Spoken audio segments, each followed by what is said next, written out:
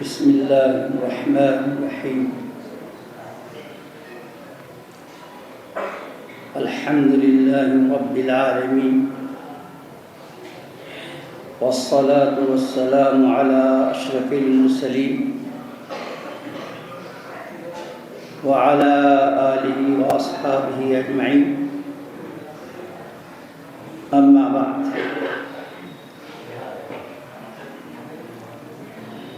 عن البراء بن عازب رضی اللہ تعالی عنہ قال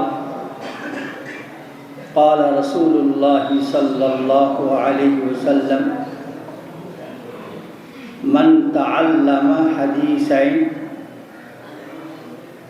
ينفع بهما نفسه أو يعلمهما غيره فينفع كان له خيرا من عبادة 60 سنة أو كما قال عليه الصلاة والسلام. بزرگوں اور عزیز طلبہ، میں نے آپ کے سامنے ایک حدیث پاک کو پڑھا ہے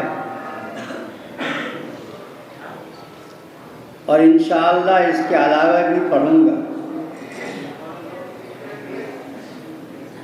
اس حدیث پاک میں حدیث شریف کے مقام کو، اس کی اہمیت کو، اس کی فضیلت کو بتلایا گیا ہے.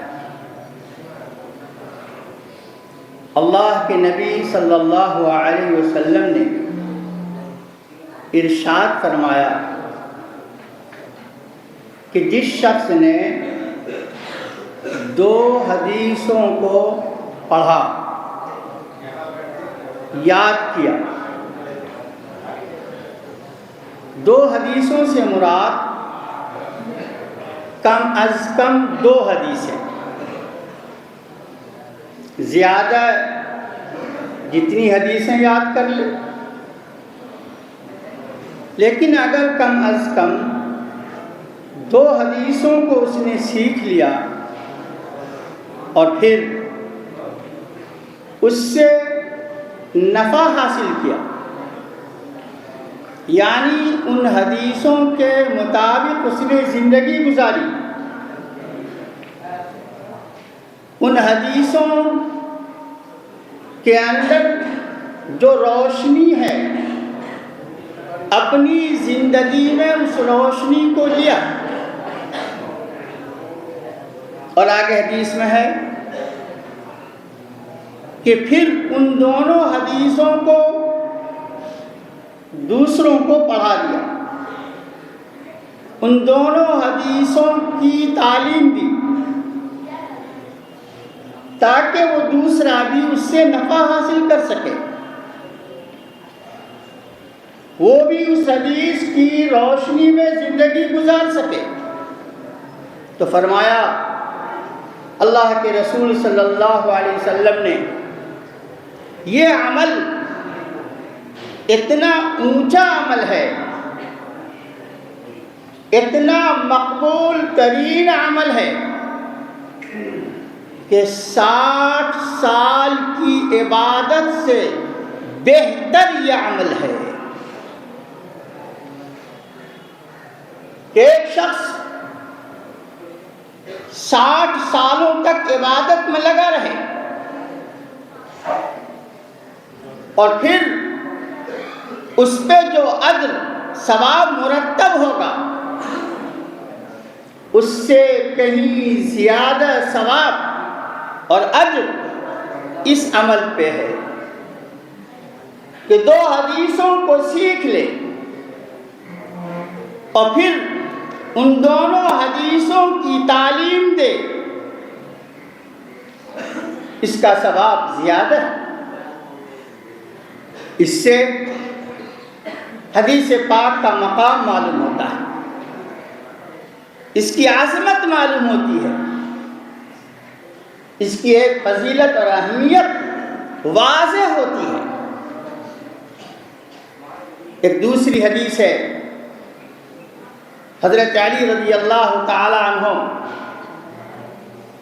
اور حضرت عبداللہ ابن عباس رضی اللہ تعالی عنہما، یہ دونوں نقل کرتے ہیں کہ نبی کریم صلی اللہ علیہ وسلم نے ارشاد فرمایا، من حفظ علی امتی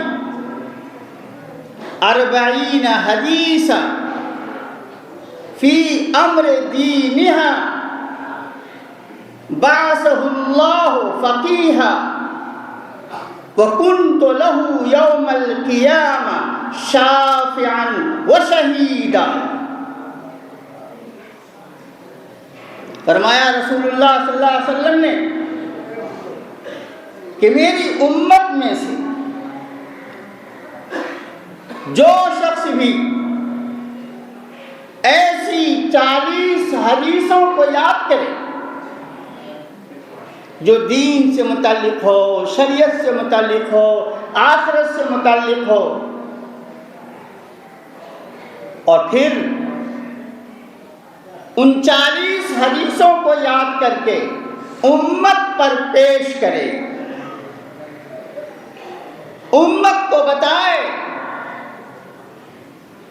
تو ایسے شخص کو اللہ پاک کل قیامت میں فقیہ یعنی ایک عالم کی شکل میں، فقیہ کی شکل میں اٹھائے گا۔ علماء اور فقہا کے زمرے میں اس شخص کا شمار ہوگا۔ اور فرمایا رسول اللہ صلی اللہ علیہ وسلم نے کہ میں ایسے شخص کے لیے شافع سفارشی بن جاؤں گا، گواہ بن جاؤں گا۔ سبحان اللہ، کتنی بڑی فضیلت ہے۔ یہی وجہ ہے ہمارے اکابر نے، علماء نے، محدثین نے 40 حدیثوں کو جمع کیا ہے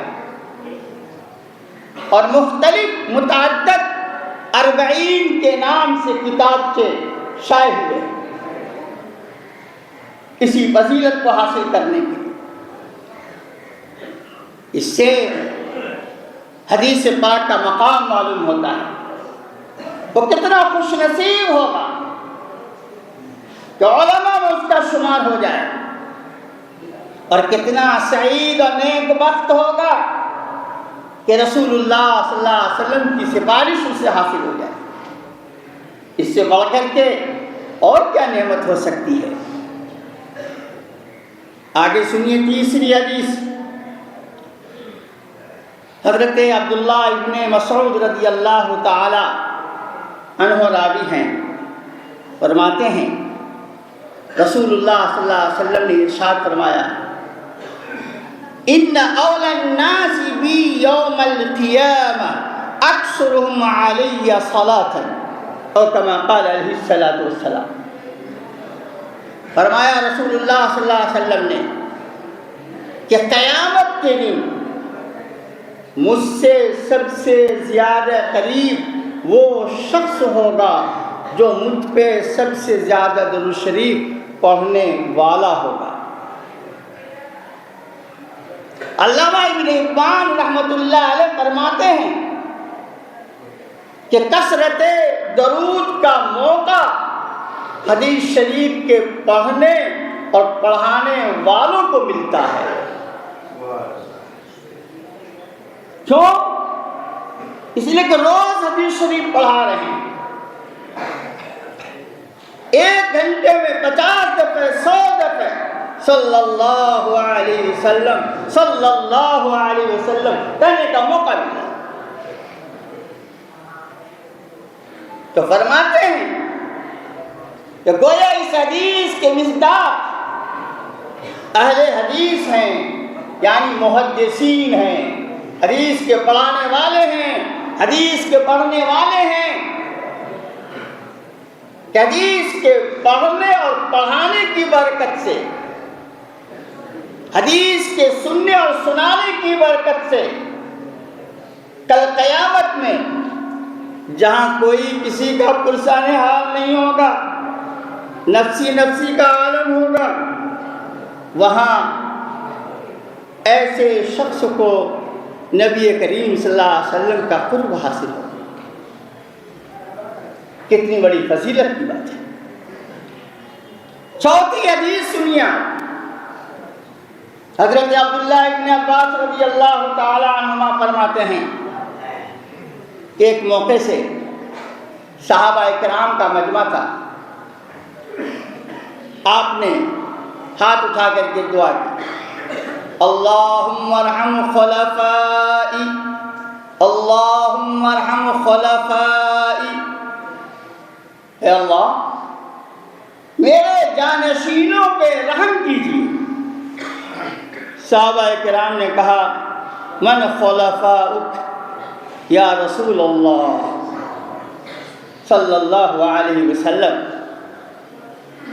یا رسول اللہ آپ کے جانشین کون لوگ ہیں جنہیں آپ رحمت کی دعائیں دے رہے ہیں؟